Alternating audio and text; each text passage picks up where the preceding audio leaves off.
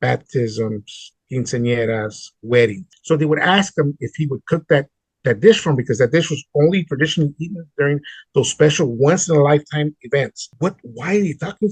Why are they staying here so long? It was the food.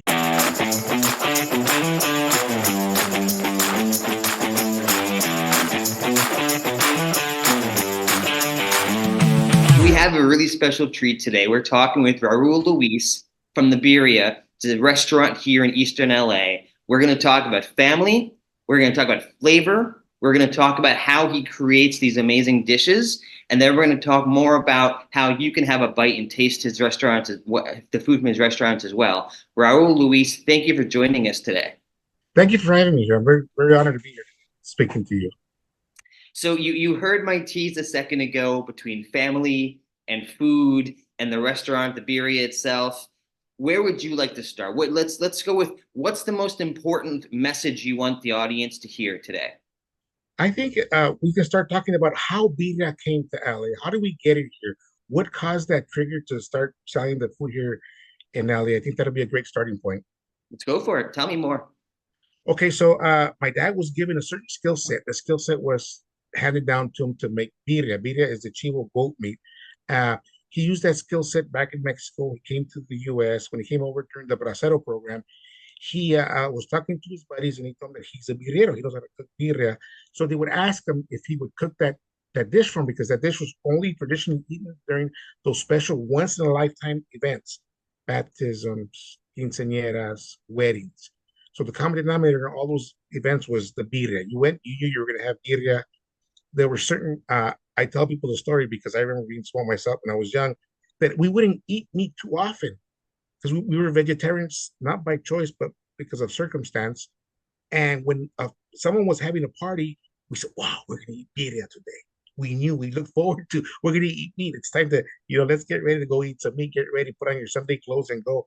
So when my father came to the US, people knew about him. They asked him if he could cook their dish for him. When he cooked the meal for someone's wedding, quinceañera, baptism for their special occasion, he would cook extra.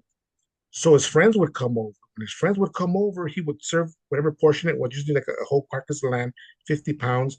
And then there was some left over. So he would feed his friends.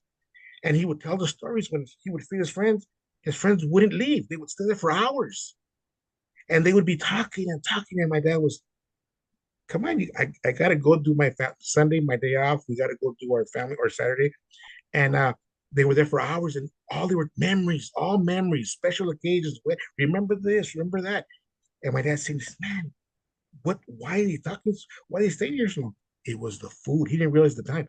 It was the food that was triggering that trigger in their mind that was saying them, basically they're time travelers. They're going back to those special events. But I tell people it's not just any special event, it's those once in a lifetime events. They were much more exponential, much more magnified because it was somebody's wedding, it was somebody's quinceañera, somebody's baptism.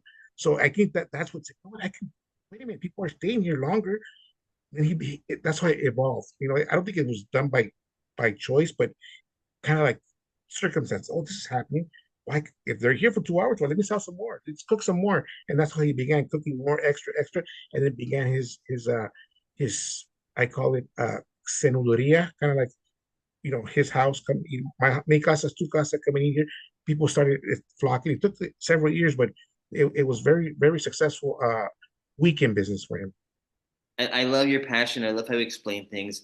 Here we are. We're talking with Raul Luis. Birria is a restaurant in East LA.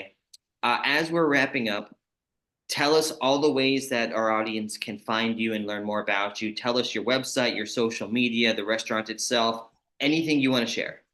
So they did a documentary. It's Mexi Papa. It's called The Chronicles of Birria. That's on YouTube.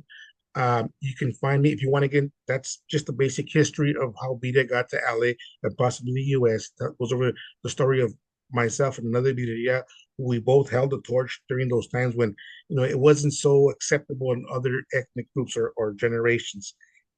If you want more detailed information about the specifics, how certain cooking process is, how it's served, then you can go to Birria World on YouTube. And there it goes. We do a birria tour. We go to different restaurants. We showcase how they cook it, what the different varieties of birria and why it tastes different, how it's served different in certain regions. And then on Instagram, you can go to Birria Chalio, Texas. That's for my Texas. And then there's Birria Chalio for the LA store on Instagram. Then on Facebook, it's Birria Chalio.